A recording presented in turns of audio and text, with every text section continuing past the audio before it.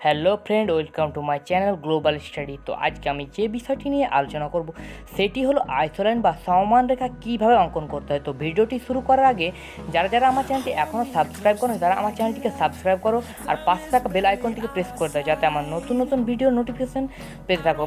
আর হ্যাঁ, বলে দিই, প্রথম ভিডিওটি যদি তোমরা মিস করে থাকো তাহলে আমি ডেসক্রিপশন লিঙ্ক দিয়ে দেবো, সেই লিঙ্ক থেকে তোমার প্রথম ভিডিওটি দেখে নেবে। আইসোলাইন পার্ট 1। আইসোলাইন ইংরেজিতে আইসোলাইন শব্দটি আইসো যার অর্থ ইকুয়াল বা সমান এবং লাইন যার অর্থ রেখা থেকে এসেছে। এই শব্দ দুটির প্রতিশব্দ আইসোপ্লেট, যা দুটি গ্রিক শব্দ আইসোস অর্থাৎ সমান ও প্লেথোস যার অর্থ পরিমাপ থেকে এসেছে। ডেফিনেশন বা সংজ্ঞা: মানচিত্রে সমান মান বিশিষ্ট স্থানগুলিকে যে রেখা দ্বারা যুক্ত করা হয় তাকে আইসোলাইন বলা হয়। এর আগের ভিডিওতে আমি আইসোলাইন সম্পর্কে বিস্তারিত আলোচনা করেছি, তার জন্য আমি এখানে আইসোলাইনের সম্বন্ধে বেশি কিছু বলতে গেলাম না। কোনো অঞ্চলের আবহাওয়া ও জলবায়ুর উপাদান এবং অন্যান্য ভৌগোলিক তথ্যের উপর ভিত্তি করে বিভিন্ন ধরনের সমান রেখা অঙ্কন করা হয়।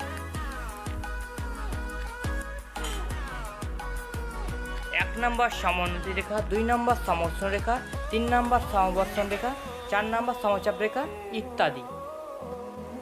আইসোলাইন অঙ্কন পদ্ধতি অর্থাৎ আইসোলাইন কীভাবে অঙ্কন করতে হয় তা একটি উদাহরণের সাহায্যে দেখানো হলো। এখানে ভারতের রেখা মানচিত্রে 20 ডিগ্রি, 25 ডিগ্রি, 30 ডিগ্রি সমস্ত রেখাগুলি অঙ্কন করো, একটা কোশ্চেন দেওয়া আছে। এবার এই সমস্ত রেখাগুলিকে কীভাবে আমরা অঙ্কন করব তা অঙ্কন করার জন্য কয়েকটি প্রক্রিয়া অবলম্বন করতে হবে। প্রথমে মানচিত্রটিকে ভালোভাবে লক্ষ্য করতে হবে। মানচিত্রের একটি নির্দিষ্ট দিক থেকে কম থেকে বেশি মানের সমস্ত রেখাগুলি অঙ্কন করতে হবে। অন্তর্বর্তী মান নির্ণয় পদ্ধতিতে সমান রেখার অঙ্কন করতে হবে এবং সমান মানসমূহকে পাশে লিখতে হবে। তো আমি প্রথমে মানচিত্রটিকে ভালোভাবে লক্ষ্য করি।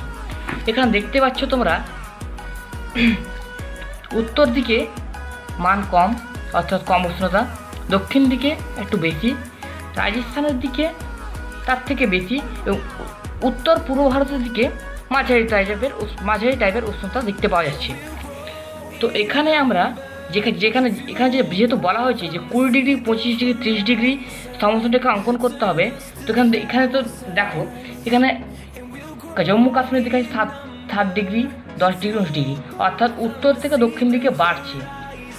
তো এখানে 19 ডিগ্রির পর একটা যে অ্যাপ্রক্স ধরে 20 ডিগ্রি মান ধরে নিতে হবে।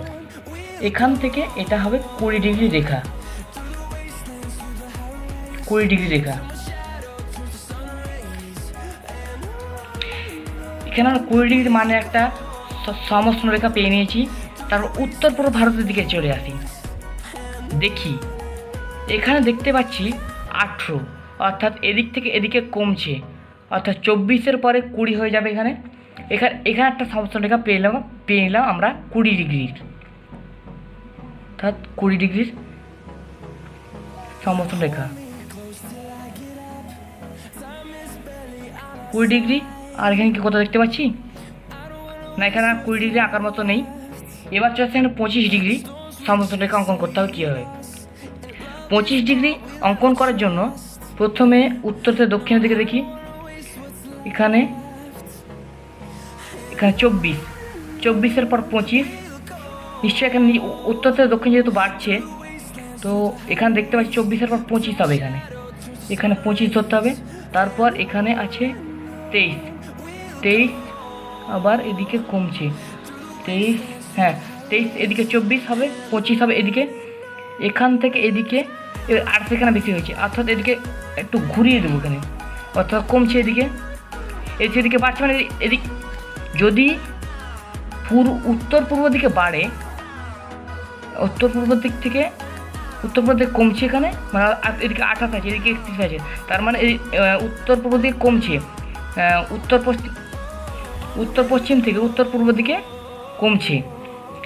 তার জন্য এখানে এই সমস্ত রেখাটা এইভাবে অঙ্কন করতে হবে। এখানে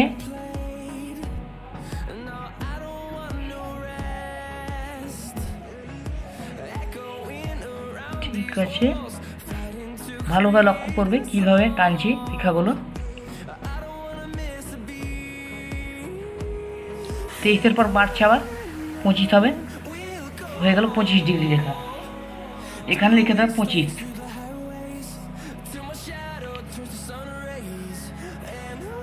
ডিগ্রি 25 ডিগ্রি। আর একটা এখানে 25 ডিগ্রি টানা যেতে পারে এই সাইডে, উত্তর পূর্ব সাইডে। এখানে 24 আছে, এখানে 22 আছে, 22, এখানে 27 আছে, এখানে 27 আছে। তো এখানে 27 থেকে 25, 24, এখান থেকে এখানটা হয়ে যাবে একটা 25 ডিগ্রি।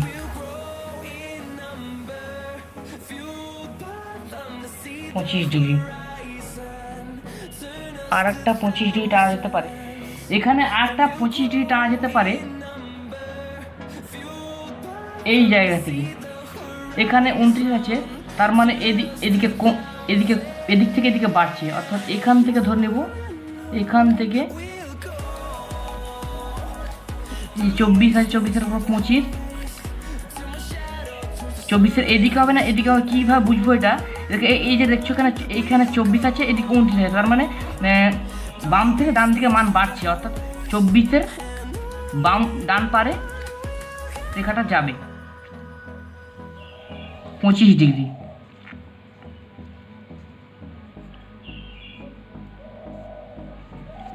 এবার 30 ডিগ্রি,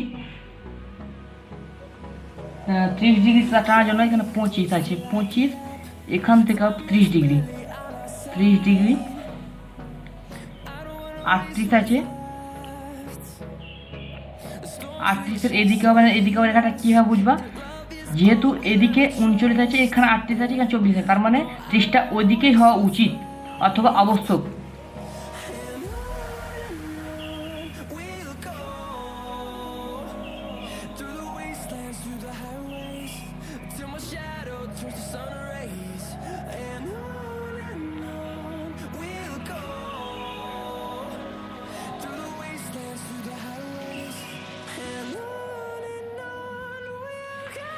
দেখো বন্ধুরা, সমস্ত রেখাগুলি অঙ্কন করা হয়ে গেছে। সমস্ত রেখাকে মানচিত্রে লাল কালি দিয়ে দেখাতে হয়।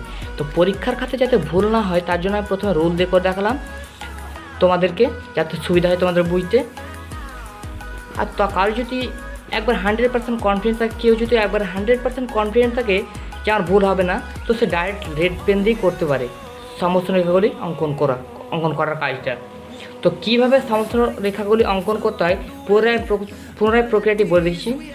মানচিত্রটিকে প্রথমে উপর থেকে নিচ, উত্তর, দক্ষিণ, পূর্ব, পশ্চিম ভালো করে লক্ষ্য করতে হয় মানগুলি কীভাবে দেওয়া আছে।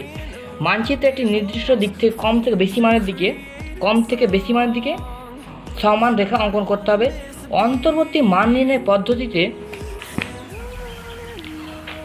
সমান রেখা অঙ্কন করতে হবে এবং মান সমূহকে পাশে লিখতে হবে। এই যে দেখতে পাচ্ছ তোমরা, এখানে আছে তোমার 19 ডিগ্রি, 19-এর পর কী আছে? 20 আছে। তো যেহেতু বলা হয়েছে যে কম থেকে বেশি মানের দিকে টানতে বলছে, আর এখানে কোশ্চিনে বলা হয়েছে যে আমাদেরকে 20 ডিগ্রি, 25 ডিগ্রি, 30 ডিগ্রি সমস্ত রেখা অঙ্কন করতে হয়। তা 19 থেকে 20 দিকে আমরা একটা সমস্ত রেখা অঙ্কন করলাম।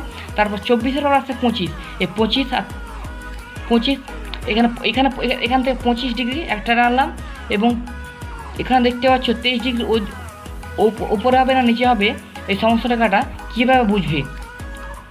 দেখছো এখানে 24-এর পর আসছে 33, 23-এর পর আসছে 33, 38-এর পর 39, অর্থাৎ এই দিক থেকে এই দিকে মানগুলো বাড়ছে। তো 24-এর পর এইভাবে রেখাটা আসছে। তারপর এখানে 28 আসছে, এখানে 28, অর্থাৎ এখান থেকে 21 আছে, এদিকে 28 আছে, অর্থাৎ এদিক থেকে এদিকে মানটা বাড়ছে। তো 25 ডিগ্রিটা এদিক থেকে এদিকে হবে নিশ্চয়ই, তার জন্য 28-এর এইদিকে একটু করে নিয়ে রেখাটা অঙ্কন করতে হবে। এইভাবে 18-এর পর 20 টানতে হবে। 25 ডিগ্রিটা 24-এর পরে এবং 22-এর একটু উপর, 22-এর পরে এবং 27-এর একটু উপরে টানলাম।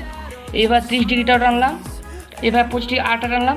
এইভাবে আমাদের ভারতের রেখা মানচিত্রে 25 ডিগ্রি, 30 ডিগ্রি এবং 25 ডিগ্রি সমস্ত রেখাগুলো অঙ্কন করার পদ্ধতি সমাপ্ত করলাম। আইসো লাইনের কিছু বিশেষ তথ্যাবলী আছে যেগুলো মনে রাখতে হবে আমাদের। 1 নাম্বার, সমবর্ষণ রেখা নীল রঙে আঁকতে হয়, সমোন্নতি রেখা বাদামি রঙে আঁকতে হয়, সমস্ত রেখা লাল রঙে আঁকতে হয়। মনে রাখার বিষয়, সমোন্নতি রেখা ছাড়া কোনো সমান রেখা কখনোই পরস্পরকে স্পর্শ বা মিলিত হতে পারে না।